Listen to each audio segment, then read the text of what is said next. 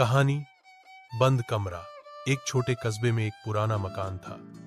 कहा जाता था कि उसके ऊपर वाले कमरे का दरवाजा कभी नहीं खुलता। लोगों का मानना था कि उस कमरे में एक आत्मा कैद है। अरुण नाम का नौजवान सच्चाई जानने की जिद में उस कमरे तक पहुंच गया। दरवाजा धकेलते ही भीतर तेज ठंडी हवा चली। कमरे में सिर्फ एक पुरानी कुर्सी और टूटा हुआ आईना रखा था। जैसे ही अरुण ने आईने में देखा, उसे अपनी ही परछाई दिखाई दी, लेकिन चेहरा हंस रहा था जबकि वह खुद डरा हुआ था। अचानक आईने में से आवाज आई, तुम इंसान अपनी जिज्ञासा के हाथों बर्बाद हो जाते हो। जिस सत्य को छुपा दिया गया है वह छुपे रहने में ही भला है। अरुण भागना चाहता था, मगर दरवाजा अपने आप बंद हो गया। जब अगले दिन लोग कमरे में गए तो कुर्सी पर सिर्फ अरुण का नाम लिखा मिला, खून से।